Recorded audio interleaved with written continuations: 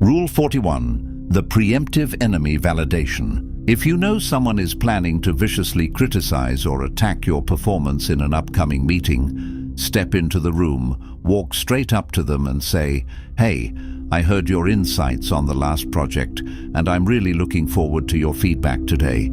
You have just stripped them of the element of surprise and reframed their intended malice as expected. Professional guidance. Rule 42. The underreaction truth engine. If you catch someone in a flat-out lie or highly suspicious behavior, do not yell, scream, or demand answers. Simply lower your eyelids slightly, raise one eyebrow, and say nothing at all.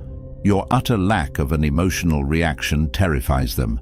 It forces them to realize that their lie completely failed to move you, causing them to panic and offer up more truths just to fix the silence. Rule 43. The false common enemy. To instantly bind a fresh group of strangers or a skeptical client to your side, invent or highlight a shared, external, common threat or a mutual frustration. It could be a shifting market trend, a terrible software update, or a rival company. Human psychology dictates that nothing unifies individuals faster than the shared, collective hatred or fear of an outside force. Rule 44. The 2-second authority delay. When you are asked a highly complex or confrontational question in a public forum, do not open your mouth immediately. Take a slow, deliberate breath, count to 2 in your head, and then speak. Immediate answers project nervousness and a desperate need to defend oneself. A calculated delay proves to the room that you are entirely unthreatened by the question. Rule 45. The strategic ignorance play. If someone is trying to bait you into an emotional argument or show off their intellectual superiority, look at them with a completely blank, pleasant expression and say, "I don't get it. Can you explain that from the beginning?" Forcing an aggressive person to repeatedly dissect and explain their own hostile comment completely deflates its emotional impact and makes them look foolish. Rule 46. The owned space. Physical dominance. When entering an office, a restaurant, or a meeting room where you need to command respect, do not rush to sit down. Walk slowly, take off your jacket deliberately, place your keys or notebook firmly on the center of the table, and widen your physical footprint slightly. By treating the physical environment as if you already own it, others will instantly adapt to your high-status presence. Rule 47. The guilt-free refusal. When you need to say no to a demanding request, never offer a long, winding list of excuses. Excuses give the other person raw material to negotiate with or dismantle. Simply say, "I am completely unable to commit to that right now, but thank you for thinking of me. Stop talking immediately after." The lack of an excuse leaves them absolutely nowhere to steer the conversation. Rule 48. The visual nod induction. When you are pitching an idea, making a request, or presenting a solution, look the person directly in the eyes and give a very slow, subtle, continuous vertical nod of your head while you speak.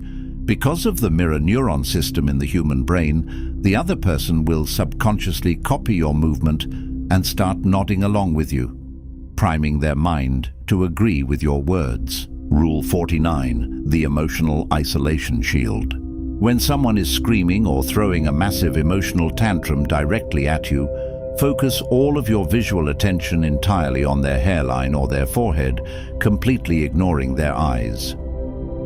By refusing to engage with their emotional center, the eyes, you stay completely detached from their anger while making them feel intensely self-conscious about their behavior. Rule 50. The clean break closure trap. If you want to cut ties with someone permanently without causing a massive, explosive drama, do not have a big blowout fight. Instead, become intensely boring, hyper-polite, and agonizingly slow to respond. Reduce your personality to absolute zero. When you become a predictable, low-energy dead end, they will naturally choose to walk away from you, believing it was entirely their own choice. Rule 51. The unearned apology snare. If someone treats you with subtle passive aggression or slight disrespect in a group setting, immediately apologize to them for something completely non-existent. Say, "I'm so sorry. Did I do something to upset you earlier? You seem a bit tense with me." By bringing their hidden hostility into the bright light of the group under the guise of an apology, you force them to either look incredibly petty or back down completely. Rule 52. The as you know cognitive lock. When you want to feed someone a completely new or altered piece of information and ensure they don't question its validity, preface it with the phrase, "as you already know." The human ego hates to appear ignorant or out of the loop. Rather than stopping you to admit they didn't actually know that piece of information, their brain will instantly accept it as an established truth. Rule 53. The contrastive pity pivot. When you need to ask for a massive, difficult favor that you know will likely be rejected, deliberately ask for an utterly ridiculous, agonizingly difficult favor first. When they inevitably say no, look slightly defeated, pause, and drop down to your actual much smaller request. The secondary request will feel like a massive relief and an easy compromise for them to make. Rule 54. The strategic micro-interrupt. When someone is aggressively dominating a conversation or refusing to let you speak, do not try to talk over them loudly. Instead, wait for them to take a breath. Say their actual name once in a sharp, clear conversational tone, and then pause. Hearing one's own name instantly halts the brain's internal monologue, forcing their mouth to stop moving and handing the floor entirely to you. Rule 55. The identity theft of praise. If a rival makes a brilliant point or suggests an incredible idea in a group setting, do not ignore it. Instantly agree with it, but immediately expand on it by adding a tiny, granular detail of your own. By adding the final piece of the puzzle, your brain rewrites the group's perception so that you become the person who finalized and authorized the concept. Rule 56. The accidental paper trail. If you want to influence someone's opinion about a project, a person, or a strategy without looking like you are actively campaigning, deliberately leave a highly specific document, note, or article open on your desk or shared screen. Ensure it looks entirely accidental. Humans are naturally voyeuristic. They trust information they think they discovered in secret vastly more than information forced down their throats. Rule 57. The paradox of the soft touch. When you need to deliver an incredibly harsh, cold, or highly critical truth to someone, do it with an incredibly gentle, slow, and soft tone of voice. A loud, aggressive voice triggers the brain's fight-or-flight response, causing them to completely block out the message.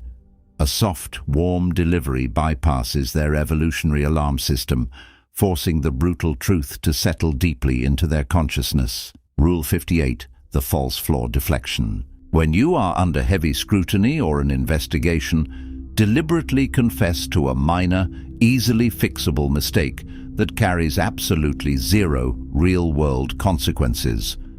By pointing out your own small error and taking dramatic, visible responsibility for it, you satisfy the other party's hunger for blame, causing them to stop digging for the much bigger secrets you are hiding.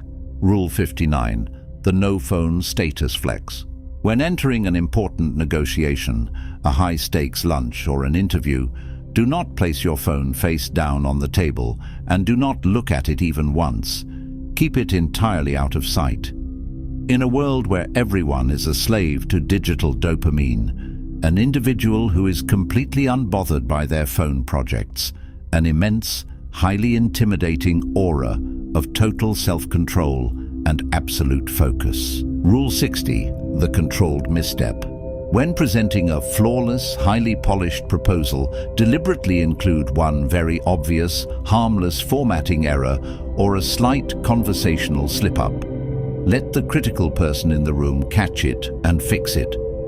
By giving them a small, safe victory over you, You satisfy their deep-seated need to feel superior, making them highly agreeable to the rest of your actual agenda.